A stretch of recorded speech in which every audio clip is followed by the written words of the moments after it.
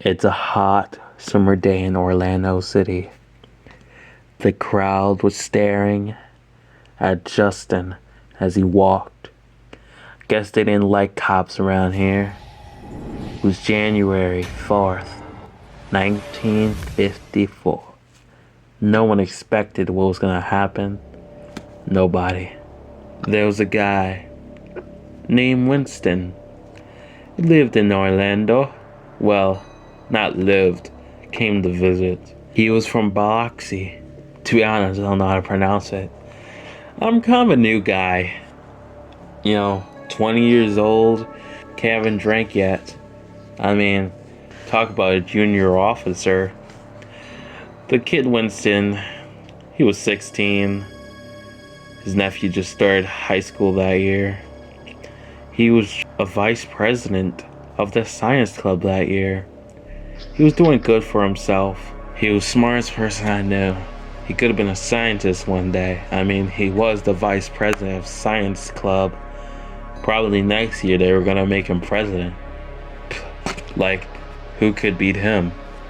His astrophysicist or his astro crap? I have no idea what it is. I have no idea if I want to know what it is. All I knew is the kid had a future. But what was my future? Just some random cop? Didn't even want to do this. I didn't want this to be my life. A random cop in Orlando City with a kid-nuck fool. Sound like every old cop.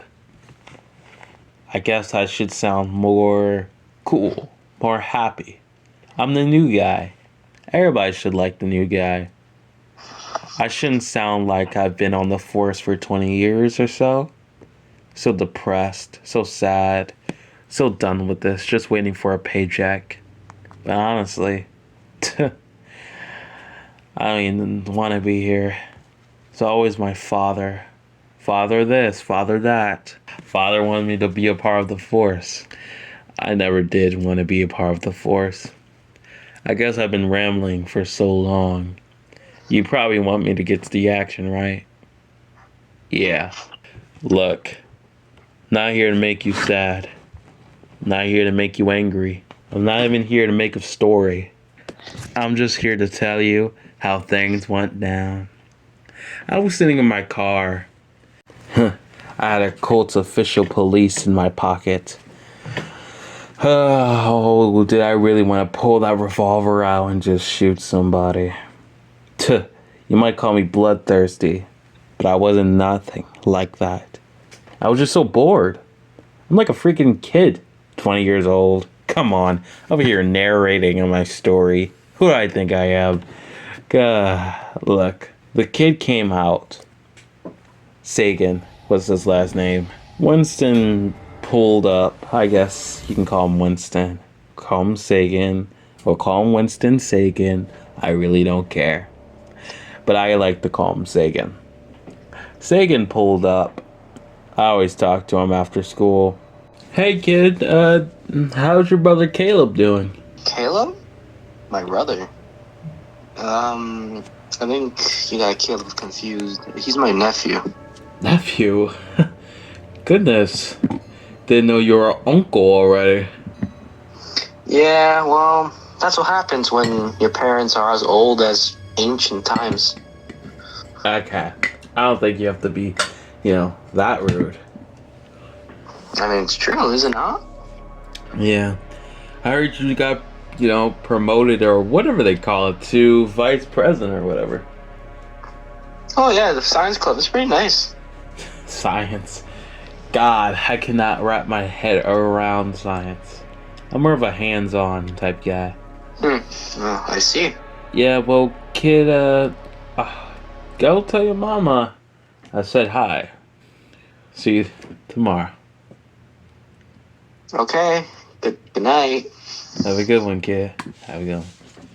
As the kid left my car, when are that kid's gonna be okay? Maybe he has 10, 20, 30 years ahead.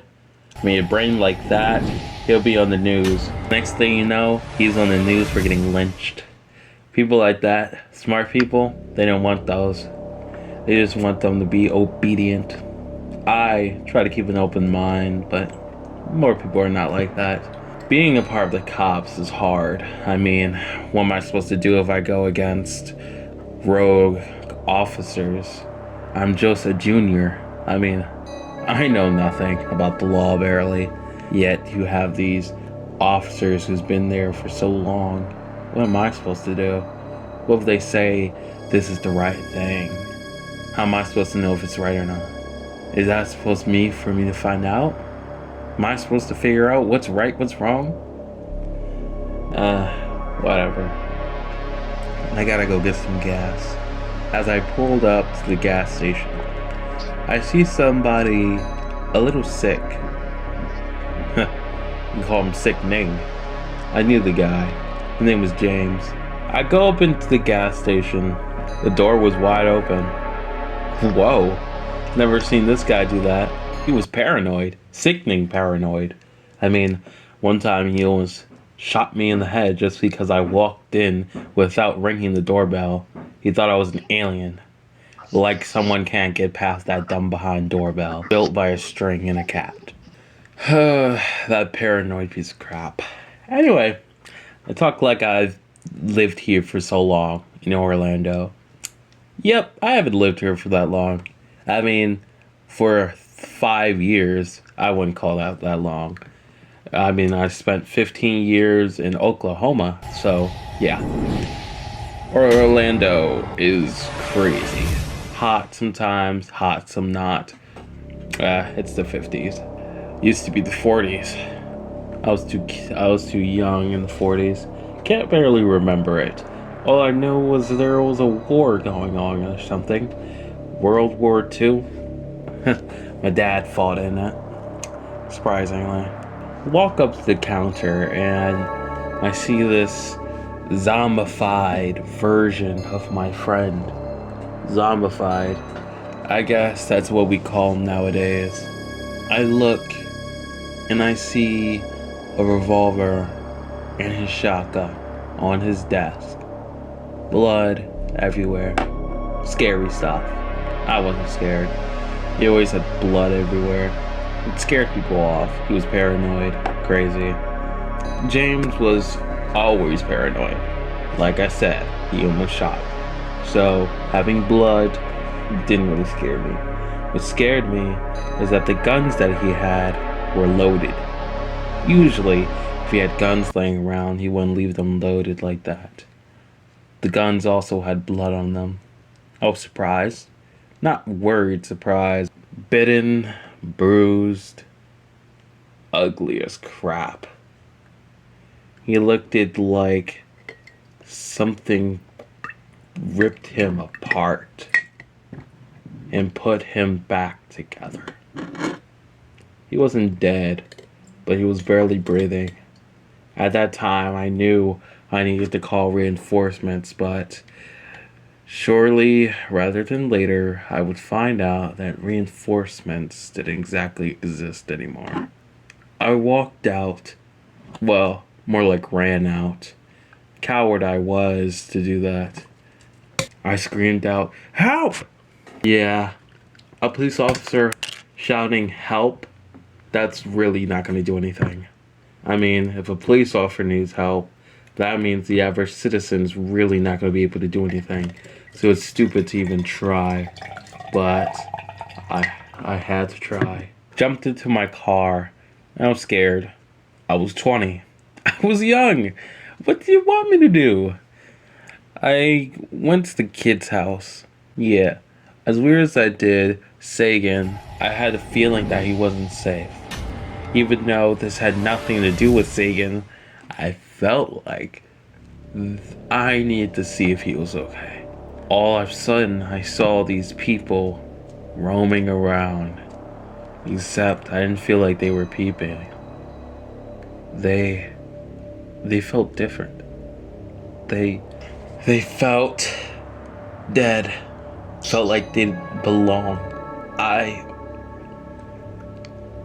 pooped my pants. I swear I did. I drove to his house. I don't know. Felt like something was gonna happen. I was scared for him. Drove to his house, knocked on his door. The neighborhood didn't like me, but, you know, I liked the neighborhood. I walked in. I saw his mom. Hey, is your son here? No, little boy. Why you here? Um, I think y'all are not safe here. Look, we have to go. I don't know what you have to tell your son, but we have to go. Sedge is not safe here. We both, bro, are you crunching? Little boy, I'm hungry. You interrupting my time. We got in the car. Everybody was scared. I said, Sedge, are you okay? Uh, um, yeah. Look, I'm sorry, kid, but something's going on. I don't know what's happening. I have a bad feeling. Okay. I was tired of Serenity's chomping, so I gave Sage the bag of chips. As I gave him back the chips to calm himself down, and I gave myself some chicken tenders, we were all scared of what was gonna happen next. My name is Justin. His name is Sage. And her name is Serenity. I don't know what's gonna happen. I don't know who I am. I don't know where I'm going. I know we're in Orlando City. And we're gonna thrive. This is my story. This is my life. End of chapter 1.